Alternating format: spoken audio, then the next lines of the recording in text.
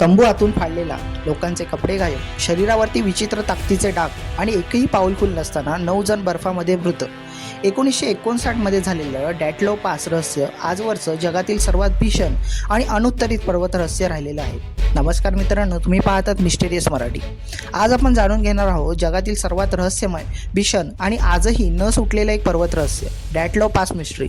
या प्रकरणात नक्की घडलं काय होतं हे जरी 60 वर्षांपूर्वी घडलेलं असलं तरी आजही जगातील वैज्ञानिक, गुप्तचर विभाग आणि रिसर्चर्स यांचंसुद्धा उत्तर देऊ शकलेले नाही आहेत. आता एक्सपेडिशनची सुरुवात कशी झाली? ते 1959 मध्ये इगॉर डॅटलव नावाचा अनुभवी पर्वतारोहक हा 9 मित्रांसह रशियामधल्या उरल पर्वतावरती मोहीम सुरू करतो.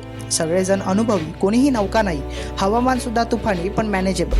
1 फेब्रुवारी 1959 मध्ये त्यांनी एका टेकडीवरती तंबू लावला. हा त्या रात्रीचा त्यांचा शेवटचा फोटो होता, कारण पुढे जे घडलं ते मानवी कल्पनेच्या पलीकडलं होतं.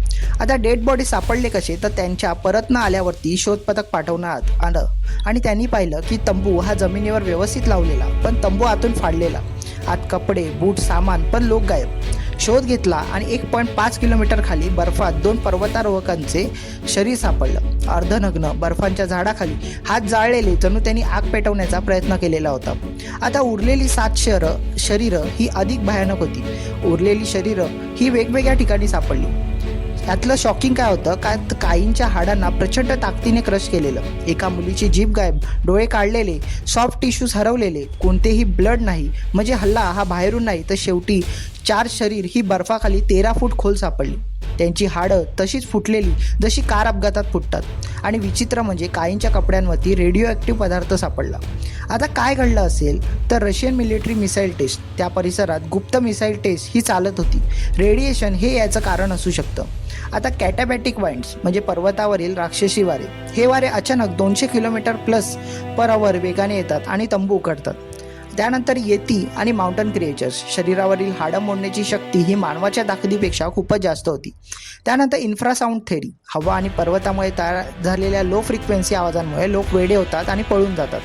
त्यानंतर ॲव्हलॅन्चे, म्हणजे ऑफिशियल रिपोर्टने स्मॉल ॲव्हलॅन्चे सांगितलं, बट तंबू बर्फाखालीच नव्हता. त्यानंतर यातलं कोणी सर्वाईव्ह झालं का आणि त्यांचा शेवटचा क्षण कसा होता? तर शरीरांच्या पोझिशन पाहून असं दिसतं की त्यांनी स्वेटर, जॅकेट काहीही न घेता तंबूबाहेर धाव घेतलेली होती. काही जण परत तंबूकडे यायचा प्रयत्न करत होते, तर काहींनी झाडाखालीच आग पेटवलेली.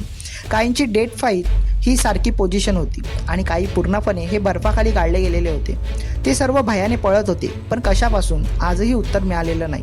डॅटलो पास मिस्ट्री ते आजही जगातील सर्वात भीषण पर्वत रहस्य हे मानलं जातं. 9 अनुभवी पर्वतारोहक ज्यांचा असा मृत्यू आणि एकही सुगावा नाही. तुमच्यामध्ये काय झालं असेल कमेंटमध्ये नक्की कळवा. आणि व्हिडिओ आवडला असेल तर व्हिडिओला लाईक करा, शेअर करा आणि सबस्क्राईब करायला विसरू नका. धन्यवाद.